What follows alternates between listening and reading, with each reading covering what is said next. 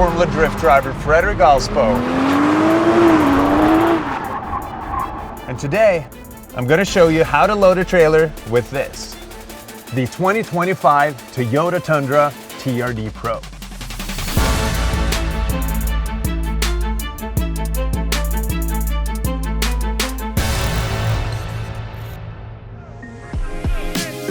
The first thing you need to know before towing anything is whether your vehicle can actually handle the weight. And this 2025 Tundra can tow just over 11,000 pounds. That's very impressive, but if you're going to tow into those higher numbers with a half-ton truck, you really want either a gooseneck trailer or a weight distribution system. But towing this GR Supra with the standard hitch mount is going to be a breeze. And if you stay tuned for our next video, we're going to really dig into those numbers and show you exactly how to calculate towing capacity.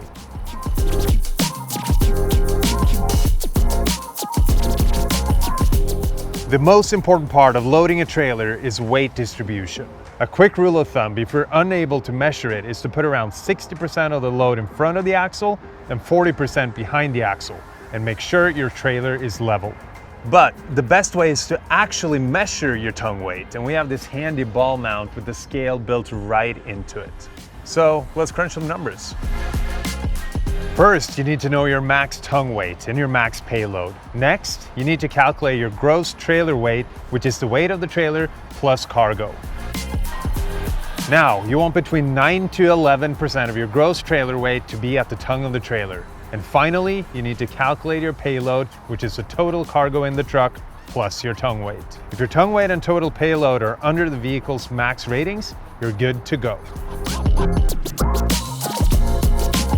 Another important step is you have to make sure you have the right ball mount. This Tundra has a 2-inch receiver, and the trailer requires a 2 5/16 inch ball. You also want to make sure it's weight rated for the amount you're towing. Once you've slid the mount into the receiver, put the hitch pin in and slide the cotter pin on to lock it in place. And now we're ready to connect the trailer. Now, typically you want a spotter to help you back up into the perfect spot. But this new Tundra makes it easy to do on your own with the panoramic view monitor and the hitch view camera. So I'm gonna back this thing up and get it connected.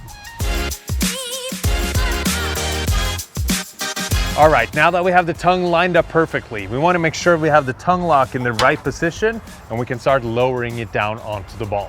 Once the weight is now completely on the truck, you can engage the tongue lock, insert the pin, and continue to raise the trailer jack to its minimum position so it doesn't drag on the ground.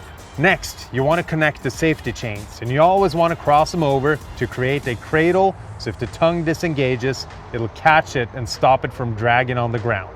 There's also an emergency trailer brake cable, so make sure you hook that up as well. Next, you connect the trailer wiring harness and you're ready to go.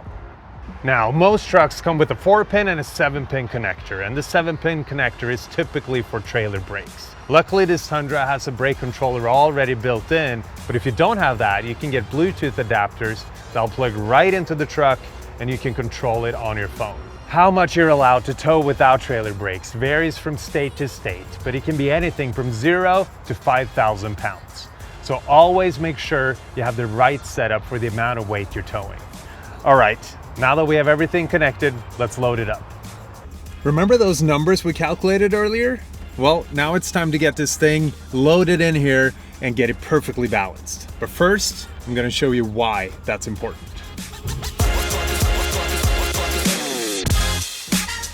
If your load is too far forward, the vehicle will squat at the rear and it'll take traction away from the front of the vehicle, which makes braking and steering unsafe.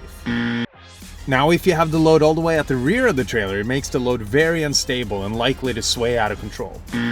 So, let's get it perfectly balanced using the scale.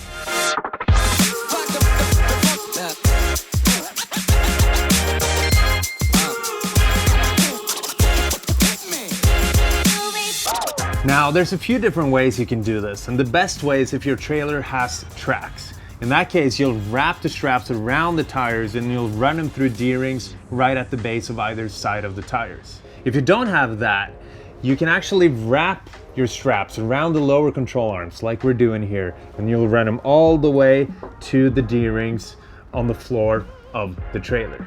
You always want to make sure you have 4 points of contact, and some people like to cross the straps, but you don't want to do that, because in that case, if one of the straps fail, they all fail. Instead, you want opposing forces going to the front and the rear of the trailer, and that way, if one strap fails, your vehicle is still mostly secured. Now, I'm going to show you how to do that.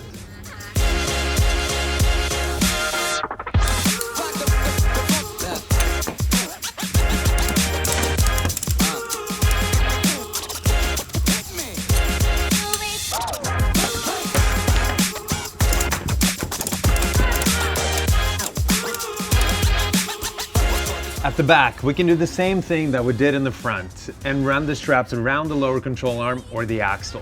But with certain cars like the GR Supra, those parts are hard to get to. So in this case, we'll run the straps through the wheels and to the D-ring in the floor of the trailer in the back. You want to run the straps through the wheels in a position where you have a straight line from the D-ring to the center of the wheel so that the tire doesn't rotate inside the trailer. That way, the straps won't come loose, and as you tighten down both straps in the rear, you'll revisit the front, tighten those down, and then you're good to go.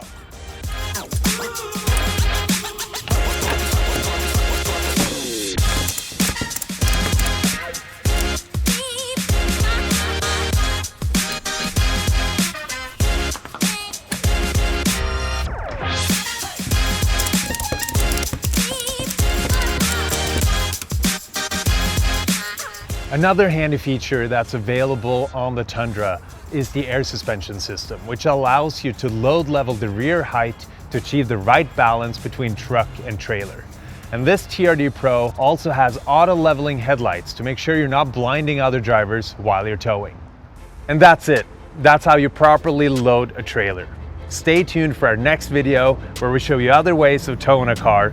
We'll tell you how to properly calculate towing capacity, and we'll finally get this thing on the road. And please, don't forget to like and subscribe.